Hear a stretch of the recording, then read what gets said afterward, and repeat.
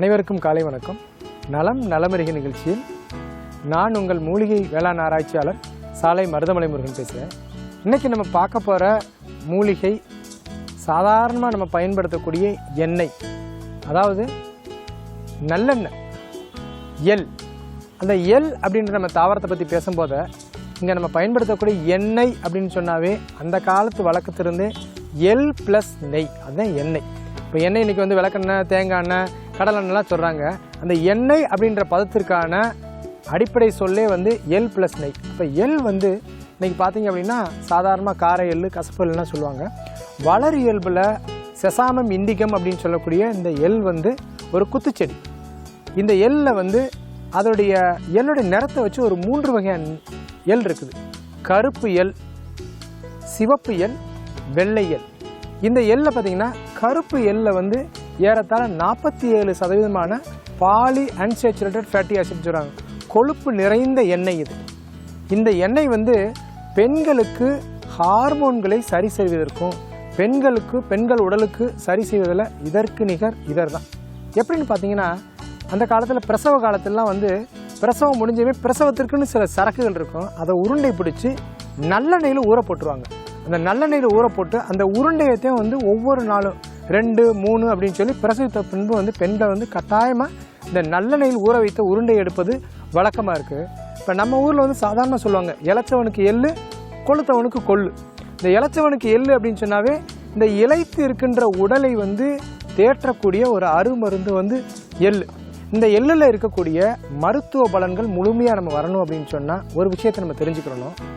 இன்றைக்கி நமக்கு கிடைக்கக்கூடிய எண்ணெயில் செக்கில் ஆட்டப்பட்ட, அதாவது வாகைமர செக்கு, இது மாதிரியே கோல்டு ப்ராசஸ் ஆயில்னு சொன்னாங்க. செக்கில் ஆட்டும் போது என்ன அப்படின்னு சொன்னால் இதில் இருக்கக்கூடிய நல்ல கொழுப்பு அமிலங்கள் இது எல்லாமே சிதைவடையாமல், ஏன்னா செக்கில் கொடுக்கும்போதே என்னென்னா நிறைய சூடாயிரும். இந்த கோல்டு ப்ராசஸ் அப்படின்றத செக்கில் ஆட்டும் போது அதிகமாக சிதைவடையாமல் முழுமையான மருத்துவ பலன்கள் வரும்.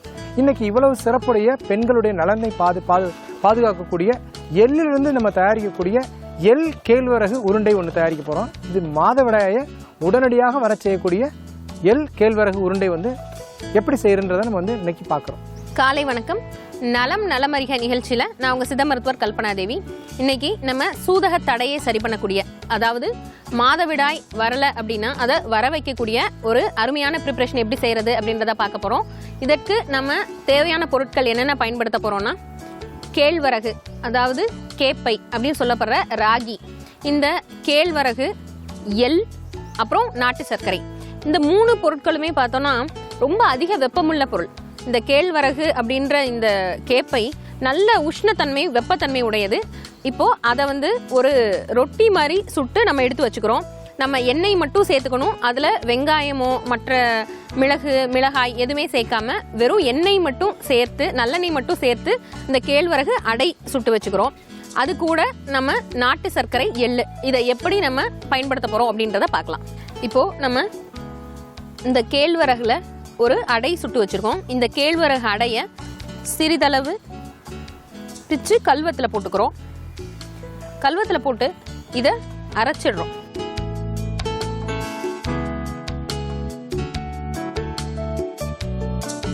இந்த கேழ்வரகு அதிகமான அளவு கால்சியம் சத்து உள்ளது. நம்ம அதை பயன்பாடை வந்து அதிகமாக குறைச்சிட்டோம். இப்போ திரும்ப எல்லாருமே இந்த கேழ்வரகை பயன்படுத்த ஆரம்பிச்சிருக்காங்க. மூலம் சம்மந்தமான பிரச்சனை இருக்கவங்க, அதிகமான உடல் உஷ்ணம் இருக்கவங்க மட்டும் இந்த கேழ்வரகுன்ற இந்த கேப்பையை பயன்படுத்துறதை அவாய்ட் பண்ணணும். கல்வத்தில் போட்டு அரைச்சிட்டு இது கூட சம அளவுக்கு எள் சேர்க்க போகிறோம். இதோட எவ்வளோ கேழ்வரகு எடுத்திருக்கோமோ அந்த அளவுக்கு எள். பெண்களின் மாதவிடாயை சரி பண்ணுறதுக்கு இந்த எள் நல்ல பலனளிக்கக்கூடியது. இந்த எள்ளை, கருப்பு எள்ளை கழுவுன தண்ணீர் கூட மாதவிடாய் வர வைக்கிறது கூடிய தன்மையுடையது. ஒரு சிலருக்கு குறிப்பிட்ட நாளில் மாதவிடாய் வராமல் அது தள்ளி போகிற தன்மை ஏற்படும். அவங்க இந்த எள்ளும் கேழ்வரகும் சேர்த்து இந்த கலவையை பயன்படுத்தலாம்.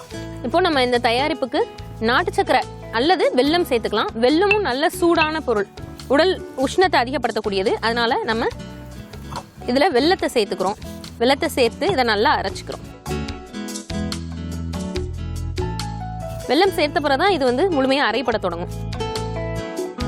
இந்த வெல்லத்தில் இந்த எள்ளும் கேழ்வரகும் சேர்த்து அரைப்பட தொடங்கும் போது 3 உஷ்ணமான வெப்ப விரிமுள்ள பொருட்களும் என்ன பண்ண போகுது அப்படின்னா, மாதவிடாய் நாட்களில் மாதவிடாய் சரியாக வரலை அப்படின்னா இந்த சரியான நாளில் மாதவிடாய் வர வைக்கிறதுக்கு இது உதவி பண்ணும்.